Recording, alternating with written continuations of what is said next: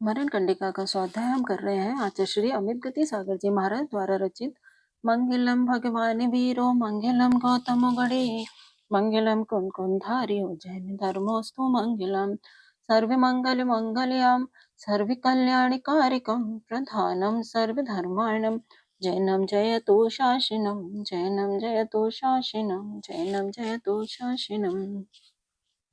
कल हमारा राजा श्रेणी तक पूरा हो गया था। अब आगे पढ़ते हैं। जिस सम्यक्त द्वारा निरंतर अभ्युदय आदि को कल्याण परंपरा प्राप्त होती है, उस सम्यक्त रत्न का मूल लोक में नहीं है, अर्थात वह तो अमूल्य है, उसका मूल्यांकन हो ही नहीं सकता। विशेषार्थ सम्यक दर्शन प्राप्त होने के बाद यदि छूटता है तो नियम से वह देव और मनुष्य में ही जन्म लेता है। देवों में भी इंद्र, प्रति इंद्र, अहम इंद्र, सामानिक आदि श्रेष्ठ वैमानिक देवों में ही जन्म लेगा। अभियोग्य, व्यंतर, किल्विश आदि हीन देवों में कदापि जन्म नहीं लेगा। मनुष्यों में चक्रवर्ती, बलदेव, कामदेव, मंडलीक, महामंडलीक आदि श्रेष्ठ मनुष्यों में जन्म लेगा। दरिद्री, नीचकुली, हीन शक्ति का, विकलांग, बेरूप आदि मनुष्य कदापि नहीं बनेगा। इस तरह कुछ भव लेकर मुक्त होगा। अतः यही कहा है कि सम्यक धारा प्रवाह रूप से कल्याण परंपरा को देता है। सम्यक्त का लाभ और तीन लोक का लाभ, ये दो लाभ हैं। इसमें जो सम्यक्त्व का लाभ है वह लाभ सर्वश्रेष्ठ है, उत्तम है, उत्कृष्ट है। ऐसा सारभूत रत्नत्रय की ज्ञाता गणधर आदि देव कहते हैं, क्योंकि त्रैलोक्य को प्राप्त करके भी यह जीव उसमें उससे नियम से गिर जाता है, और सम्यक्त को प्राप्त करके नियम से यह जीव अक्षय मुक्ति लक्ष्मी को हमेशा के लिए प्राप्त कर लेता है। यह सम्यक रत्न सौख्य को देता है, दुख को नष्ट करता है, संसार को काटता है, मोक्ष में ले जाता है, निंदा अपयश को नष्ट करता है, पूजा आदर को प्राप्त कराता है। सम्यक्त क्या नहीं करता, सब कुछ करता है। सम्यक्त भावना समाप्त। आगे भक्ति। हे साधु, निश्चित निश्चित स्थिर मन वाले तुम अरिहंतों में परम भक्ति करो, सिद्धों में जिन प्रतिमाओं में, आचार्य और साधुओं में उत्कृष्ट भक्ति को करो। अकेले जिनेंद्र भगवान की भक्ति भी दुर्गति को रोकने के लिए समर्थ है तथा मोक्ष प्राप्ति होने तक सारभूत अभ्युदय सुख परंपरा को देने के लिए समर्थ है।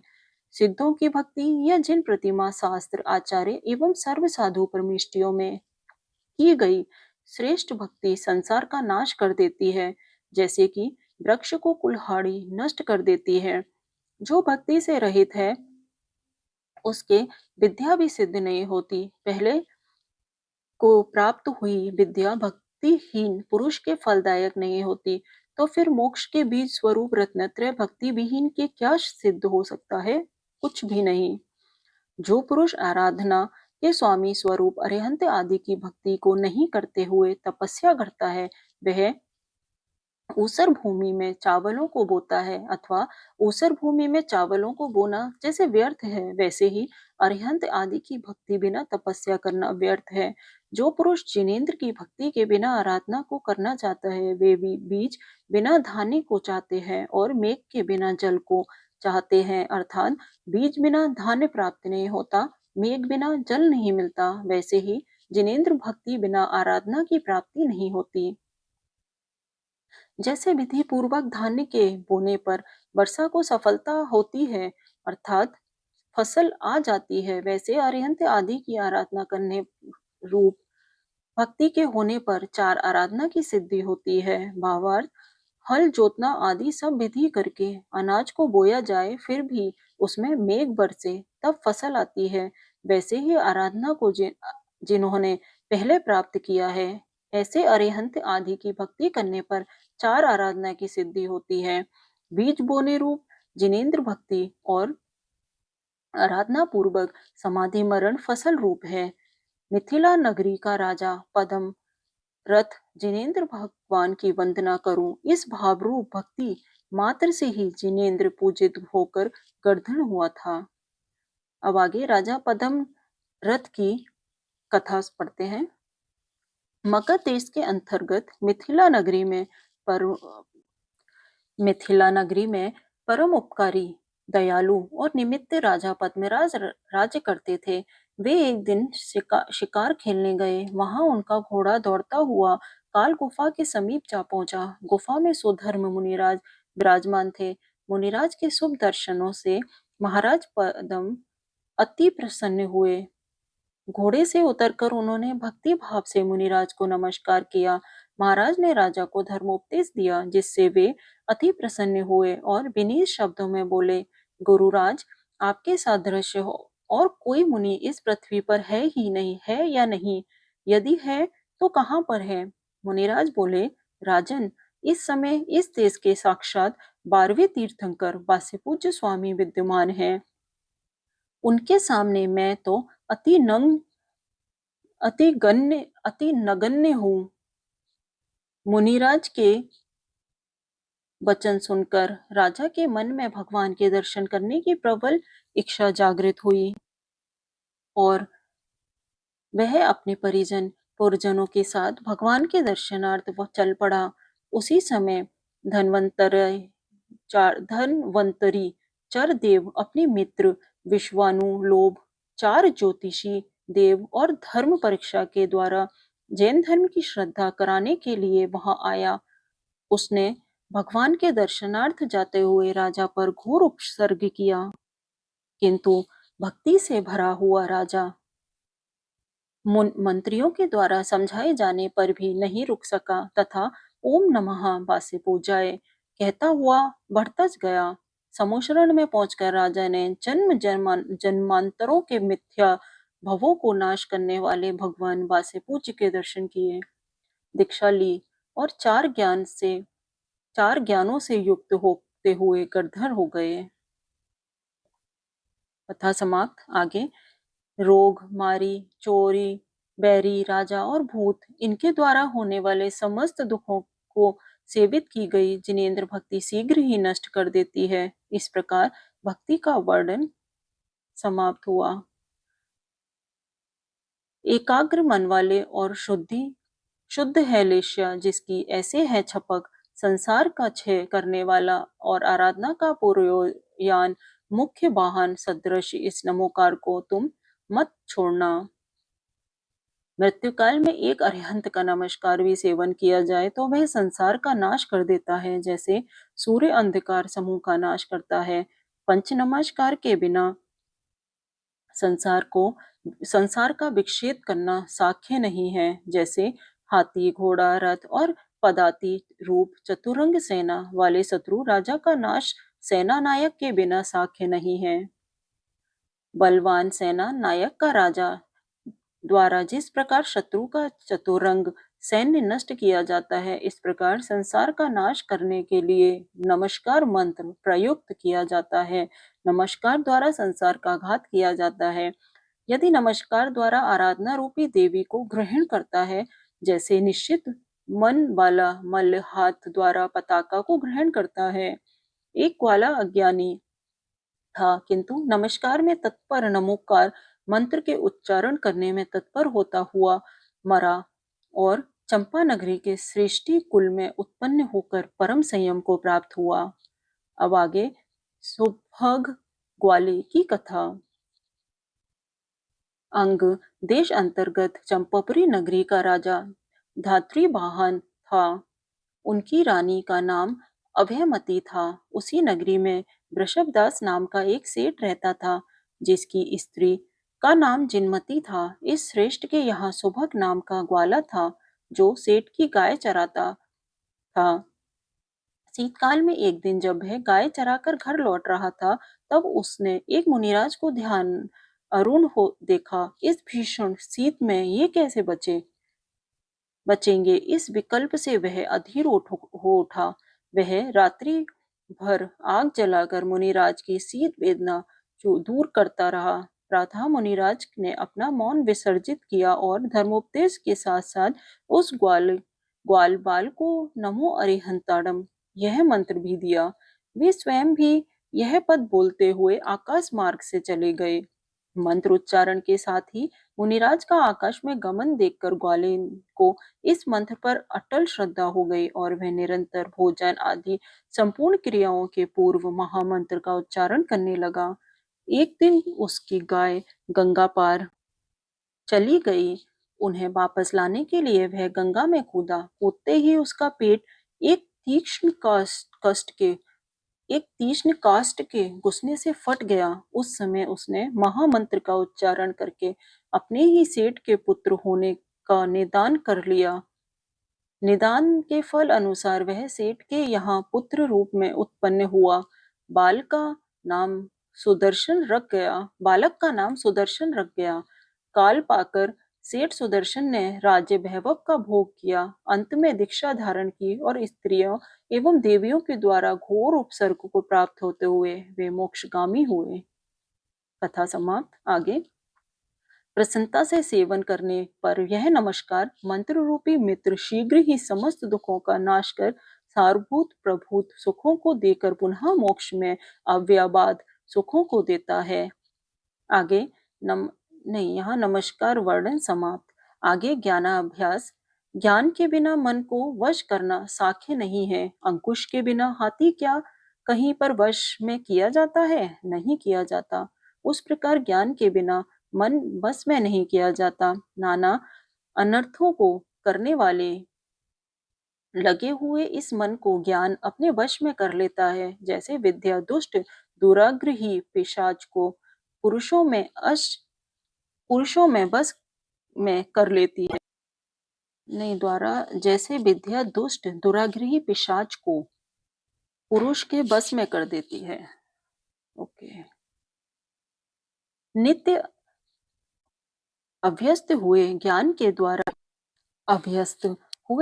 द्वारा दुष्ट अशुभ खराब विचार वाला मन शांत हो जाता है। ठीक ही है, भले प्रकार से जिसका प्रयोग किया गया है। ऐसे मंत्र द्वारा क्या कृष्ण सर्प शांत नहीं होता ही है।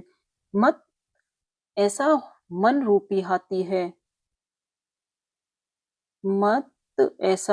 रूपी हाथी ज्ञान रूपी संकलन से बांधा जाता है। अर्थात खोटे विचार करने वाले मन को ज्ञान के द्वारा नियंत्रित करते हैं। जैसे जंगली हाथी भयप्रद कठोर संकलन द्वारा शीघ्र ही बांधा जाता है।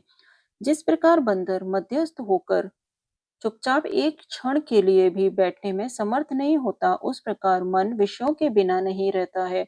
रूप रस शब्द आदि विषयों में विचरण करता है, मध्यस्थ नहीं रहता।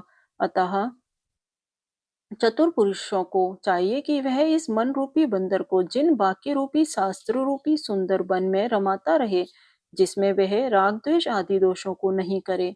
जिस प्रकार लक्ष्य वेद का अभ्यास करने वाला पुरुष एक दिन अवश्य ही चंद्र वेद कर लेता है, उसी प्रकार छपक को अपने मन को नित्य ज्ञान अभ्यास में विशेष रूप से लगाना चाहिए। भावार्थ,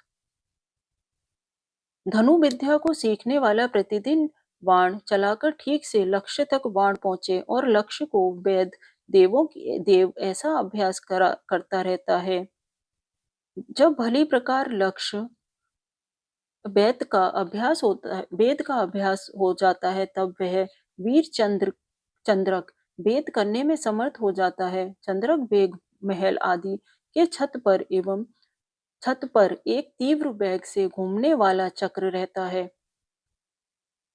क्या कहा? चंद्रक वेद महल आदि के छत पर एक तीव्र वेग से घूमने वाला चक्र रहता है। उसमें एक विशिष्ट चिन्ह रहता है जो कि तीव्र गति से चक्र के साथ घूमता है। उस चक्र के ठीक नीचे जल कुंड जल से भरा रहता है और उस जल में ऊपर का फिरता हुआ चक्र दिखाई देता है। धनुर्विद्या वाला वीर पुरुष जल कुंड में चक्र के चिन्ह को देखकर हाथों से बाण चलाकर उस लक्ष्य को भेद देता है। इसमें देखना नीचे और बाण चलाना ऊपर होता है। ऐसे विशिष्ट बाण की क्रिया को चंद्रक वेद कहते हैं। इस कठिनतर कार्य को बाण विद्या के सतत अभ्यास से ही संपन्न किया जाता है। ऐसे ही यह वक्तवत सतत धर्म, यहाँ मिसप्रिंट है, भ्रमण करने वाला मन है।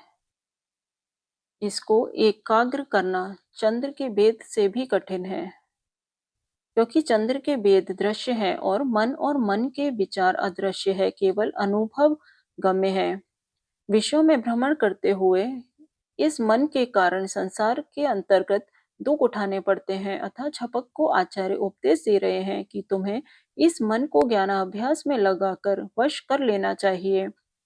शुद्ध लेश्य पीत पद्म शुक्ल वाले जिस पुरुष के छपक के निकट सदा ज्ञान रूपी दीपक प्रज्वलित रहता है, उसके जिनोपदेश दिष्ट मोक्ष मार्ग में नष्ट होने का कोई भय नहीं होता। भावार्थ, जिनागम का सतत अभ्यास करने से कहीं स्खलन होना, विपरीत श्रद्धा होना, तत्वों में शंकित होना, आचारंग में अज्ञानता आदि मार्ग से च्युत करने वाले प्रसंग नहीं आते। जैसे जिसके हाथ में दीपक जल रहा है, उसको अंधेरे मार्ग में कहीं गिरना, चोट आना, विपरीत दिशा में चले जाना आदि का प्रसंग नहीं होता। ज्ञान का प्रकाश ही महाप्रकाश है, इसका व्याघात नहीं होता। सूर्य तो स्वल्प क्षेत्र को प्रकाशित करता है, किंतु ज्ञान सर्व क्षेत्र को प्रकाशित करता है, अर्थात संपूर्ण विश्व को, लोकालोक को जानता है। जिन शासन में ज्ञान को प्रकाशक माना है और चारित्र को गोपक, रक्षक तथा तप को साधक माना है, इन तीनों का योग एकता होने पर मोक्ष होता है। विशेषार्थ, जो वस्तु देखने के लिए सहायक हो वह प्रकाश कहलाती है। ज्ञान हे उपादेय आदि तत्वों को साक्षात दिखाता है, अतः प्रकाशक है। जो आपत्ति, कष्ट, हिंसा आदि से आत्मा की रक्षा करता है वह गोपक कहलाता है। चारित्र भी पाप, अशुभ, शुभ भाव आदि से रक्षा करता है, अतः गोपक है। जो कार्य का साधक करे उसे साधक कहते हैं। तप मोक्ष मार्ग की सिद्धि करता है, कर्मों का नाश करता है, अतः साधक है। करण आचरण के बिना ज्ञान, संयम के बिना तप और सम्यक के बिना दीक्षा ग्रहण करना व्यर्थ है। जो पुरुष ज्ञान रूपी प्रकाश के बिना मोक्ष मार्ग में गमन करेगा, वह उसके सामने है जो कि अंध है और रात्रि के अंधकार में गहन वन में गमन करता है। यदि यम नाम के मुनि आधे श्लोक का स्मरण उच्चारण स्वाध्याय करते हुए मरण रूप आपत्ति को रोककर उत्तम संयम को भी प्राप्त हुआ था, तो जिन सूत्र द्वारा क्या नहीं सिद्ध हो सकता है, सब सिद्ध हो सकता है। यम मुनि की कथा पढ़ते हैं। ओडु देश अंतर्गत धर्मनगर में राजा यम राज्य करते थे। उनकी रानी का नाम धनवती, पुत्र का नाम गंधर्व और पुत्री का नाम कोनिका था। किसी ज्योतिषी ने कोनिका की जन्म पत्रिका को देखकर राजा से कहा कि इस कन्या का जिसके साथ विवाह होगा वह संसार का सम्राट होगा। यह बात सुनकर राजा ने अन्य क्षुद्र राजाओं की दृष्टि से बचाने के लिए कन्या को बड़े यत्न से रखना शुरू कर दिया। एक समय धर्म नगरी में सुधर्म आचार्य 500 मुनिराजों के साथ आए और नगर के बाहर उद्यान में ठहर गए। अपने विद्वता के गर्व से गर्वित राजा यम समस्त परिजन और पुरजनों के साथ मुनियों की निंदा करता हुआ संघ के दर्शनार्थ जा रहा था, किंतु गुरु निंदा और ज्ञान के मत के कारण मार्ग में ही उसका संपूर्ण ज्ञान लोप हो गया और वह महामूर्ख बन गया। इस अनहोनी घटना से राजा अत्यंत दुखी हुआ और उसने पुत्र गंधर्व को राज्यभार देकर अपने 500 पुत्रों के साथ दीक्षा ले ली। दीक्षा लेने के बाद भी वे मूर्ख ही रहा, अर्थात पंच नमस्कार का उच्चारण भी वे नहीं कर सकते थे। इस दुख से दुखित होकर यम मुनिराज गुरु से आज्ञा लेकर तीर्थ यात्रा चले गए।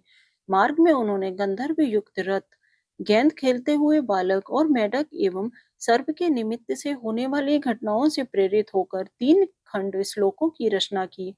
यम मुनिराज साधु संबंधी प्रतिक्रमण, स्वाध्याय एवं कृतिकर्म आदि सभी क्रियाएं इन 3 खंड श्लोकों द्वारा ही किया करते थे। इसी के बल से उन्हें 7 रिद्धियां भी प्राप्त हो गई। यहाँ यम मुनि की कथा समाप्त। आगे दृढ़ सूर्य चोर चोरी के अपराध के कारण सूली पर चढ़ गया। वहां पर स्थित होकर भी वह भक्ति से नमस्कार मंत्र रूपी श्रुत के अभ्यास को करता हुआ मरा और स्वर्ग में महर्दिक देव हुआ। दृढ़ सूर्य चोर की कथा कल पढ़ेंगे। जब वाणी के ज्ञान से सूझे लोकालोक, जो वाणी मस्तक धर हो सदा देत हो ठोक। जिन वाणी भारती तो जपु दिन रैन, जो तेरी शरण आ गए सो पावे सुख चैन। जो तेरी शरण आ गए सो पावे सुख चैन। 9वां नमोकार मंत्र।